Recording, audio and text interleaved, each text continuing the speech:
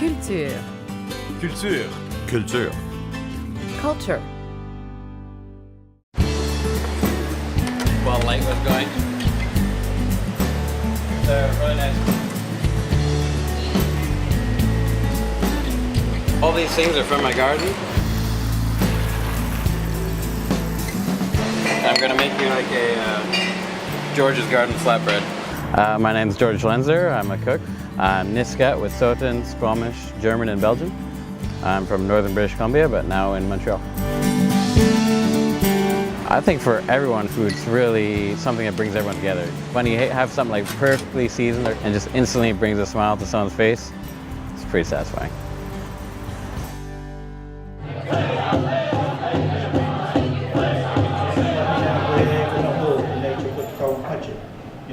For Indigenous peoples, it's especially important, I feel like, because it's something that has been almost forcibly forgotten.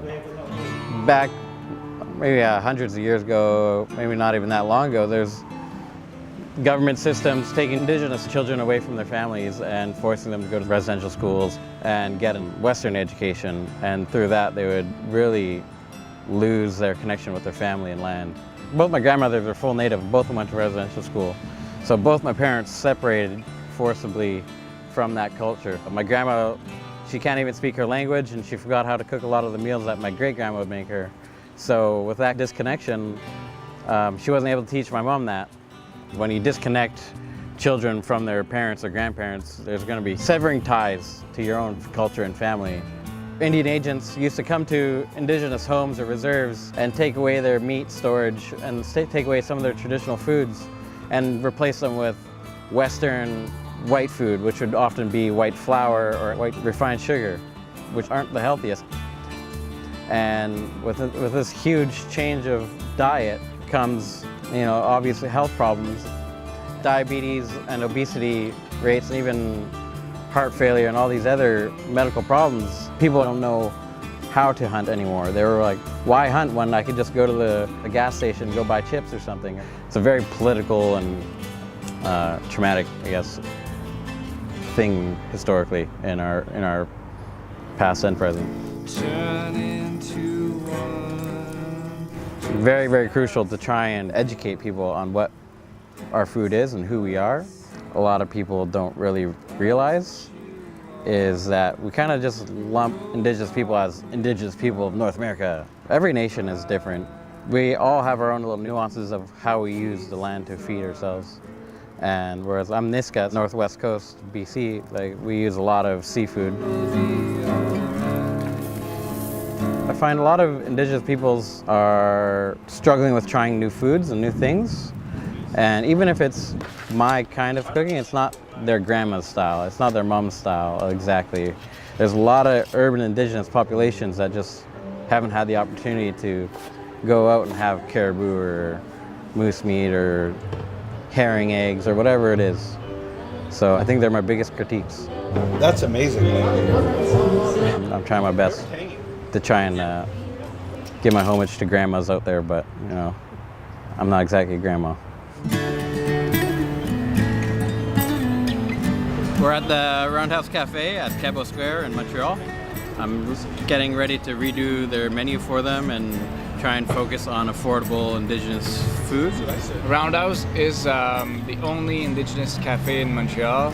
It was created in 2015. It's L'Itinéraire, which is an organization who works for homeless people in Montreal, manage the place.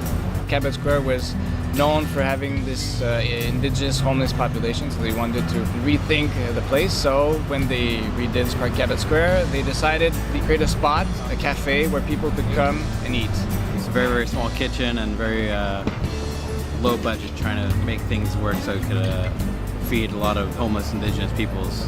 They try to make it a purpose to hire homeless Indigenous peoples that are looking for work, and they have a really cool pay-it-forward system where it's like you could buy a meal and they'll set it aside for the next homeless Indigenous person that is in need of a meal. So I really, really like what they're doing, really like what they stand for. George is known in Montreal for knowing Indigenous cuisine, culture, integrating that and doing something different, something that can resonate with the population. There's like To Quebecois, it's a poutine. To Indigenous people, it's an Indian taco. I'm very excited to work with them because it's. I'm usually cooking at high-end restaurants for upper-class people, so it's nice to cook for real people and people that I can relate to a lot more.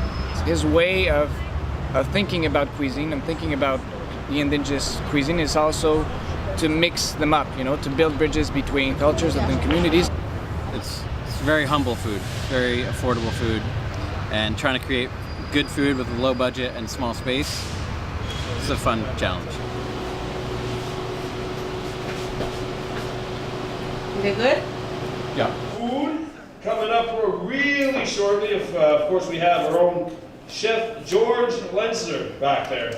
Say hi, George. I think food is important to our culture because it's a big part of our history and future. As Indigenous people, we really like to live off the land. It feels like our culture is fading a little bit, but with chefs like George who are trying to bring it back, hopefully it can inspire others to try and bring back old traditions. I'd like to figure out what my people really ate and how I can make it palatable for normal society. I want my food to be pretty political. I'd like to acknowledge Indigenous history with colonizers and settlers. One day, if I have my restaurant, I want all my staff members, all the waiters and waitresses, to be knowledgeable on Indigenous history. So I don't want the experience of just eat my food and have it just like I'm romanticized. Feels like I'm, in the Indigenous world. The food is amazing. So just eat it first and then tell me. So I want them to maybe have a conversation with the waiter about the realities of Indigenous peoples. And there's a lot of eyes and ears and even taste buds just looking at what Indigenous food is. So I'm hoping that I am part of a wave that gets to really educate people, and I'm just excited for that. The food is amazing.